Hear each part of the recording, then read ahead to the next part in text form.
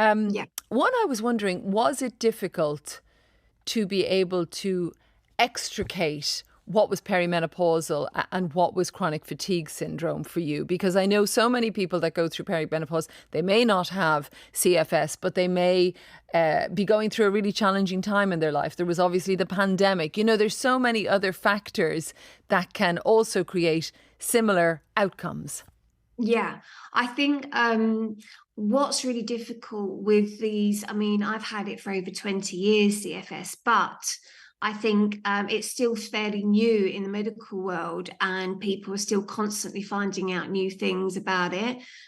You have to kind of be quite careful about what you say because people are very sure that their answer is right and it can cause this conflict.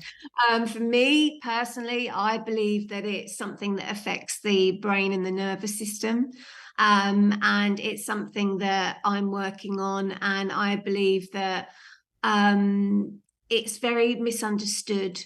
And I think it's something, though, that is luckily you're able to diagnose it more easily now by talking to your doctor and telling them your symptoms.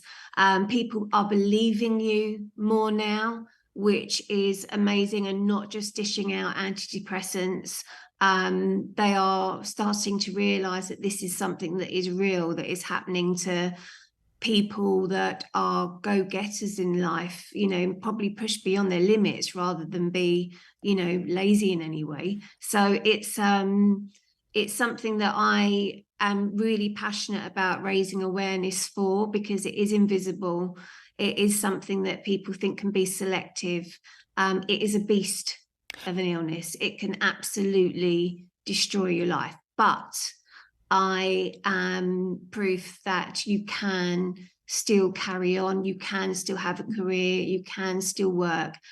You just have to find your boundaries. And I've done, you know, a lot because I've had to be still, not be like a prisoner of my body so much, but I've had to be still and be my best friend or my worst enemy at times. I've just learned so much about myself that in some ways I feel it's taught me an awful lot, you know? Is it So in about, some ways it's been good. is it always about managing your energy levels, Martine? Or, I mean, Yeah, I think it's about how you react to things, how you come at life, why you're coming at it. Are you coming at it for authentic reasons? Are you coming at it feeling good enough about yourself? Are you keeping within your limits? I think in a world, especially where, you know, you look and everybody seems to be doing everything faster than you, quicker than you, better than you, more glamorously than you, with more money than you. You know, it's just this wheel that, you know, is just so unhealthy. And such it's not a great comparison when you see on social media the way that life is. I'm sure you've covered this many times on the show. I listened to the show, and I think that more than ever, people just need to slow down, smell the roses, and do things from the right place. I know that I was coming at everything because of stuff that happened earlier on in my life, not feeling good enough, wanting validation, pushing beyond my limits because I wanted to please everybody.